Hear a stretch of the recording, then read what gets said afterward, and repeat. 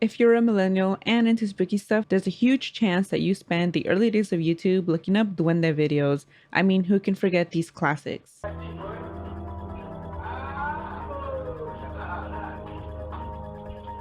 bacho, vos sabés. Dale, a ver. Nah, pero están muertos. No te vas a hacer nada.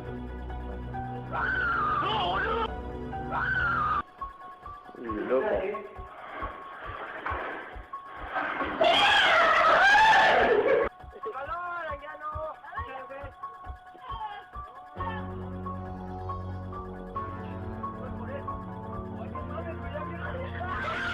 Mañana vamos contra el Atlético. Atlético de Madrid. ¿Para qué la pintas? Hi, I'm Cristina, and this is Espooky Tales. You can find over 100 episodes of the podcast on Spotify, and you can find me on TikTok. But today, here, I'm going to be talking about duendes. Duendes comes from dueño de casa, meaning master of the home, from Spain, Spanish. But stories of duende-like beings, little gnomes, right? Gnome-like creatures predate colonization.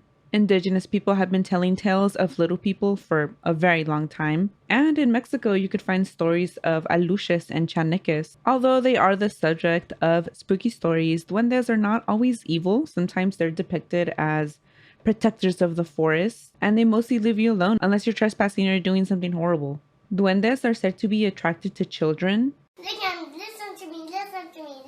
I always heard duendes of just being like tricksters. I never heard stories of them being evil. Really, if you just lost something, like you lost your keys. Dude, where's my car? Where's your car, dude? Dude, where's my car? Where's your car, dude? And you can't find them, then you're like, oh no, the duendes took them. That's how I knew about duendes. Also, I think my dad has stories of like throwing rocks at them, he says. And they're known to, mess with people, throw rocks at them, hide in the walls of a house. And in some stories, they take children, and other stories, they don't do things like that. And they're said to be attracted to children that are not baptized or have long fingernails. So if you wake up and you go get your kid and they're missing a finger, according to legend, it's because the duendes were trying to clip their nails and accidentally cut a finger off. Let me know if you heard that. But yeah, they're mostly said to play tricks and take children. They're said to braid horses' tails and play pranks. Chaneques, the word chaneque comes from the word Owican Chaneque in Nahuatl. It means inhabitants of dangerous places. And they're considered beings that protect nature, rivers, lakes, forests, jungles, things like that. And according to tales, they're not taller than 3 feet. They have backwards feet. They're missing their left ear. And they're usually naked.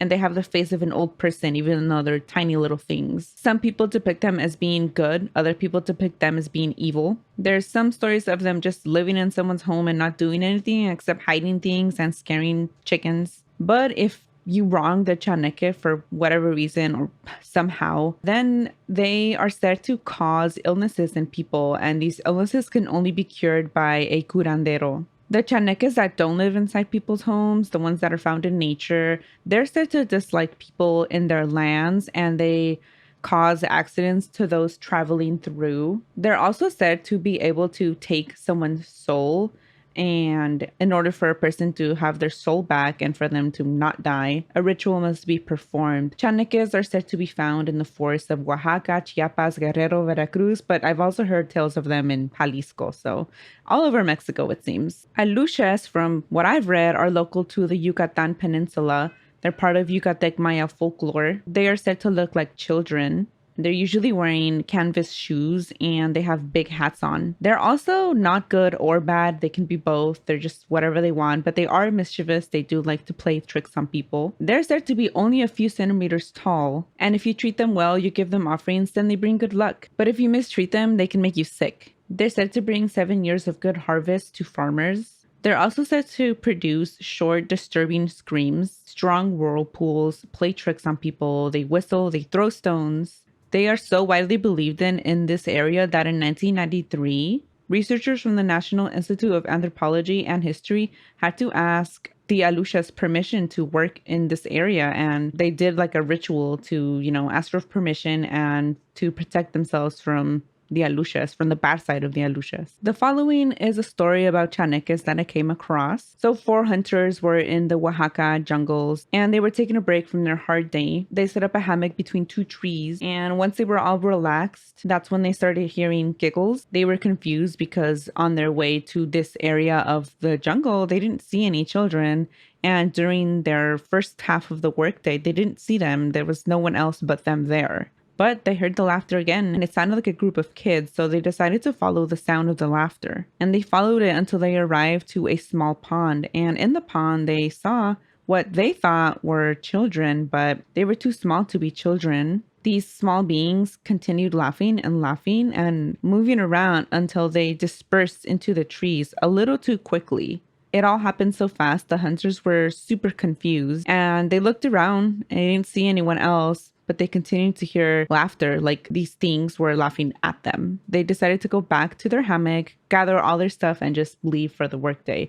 And they came to the conclusion that these were Chaneques messing with them. And the following is a story that was sent in from one of our listeners. This was on a very old episode and the audio is all messed up, so I wanted to share it again. If you have any stories that you want to send to us, and I'll read them either on here or on the podcast, then you can email espookytales@gmail.com or send a DM on any of our socials. Everything's linked in the description below. So here's the story. I just recently found out the name duende. For years, I didn't know what to call it. I walked out of my room and looked down the hall towards my mom's room. My mom's room was on the right, my brother's to the left, and the bathroom was kitty corner across from my brother's room. I described the creature as a mix between the old elf from Harry Potter and Precious from Lord of the Rings. It was short, maybe 2 feet tall, but it was hunched over into itself, making it look smaller. It had long limbs, a long nose, and long ears.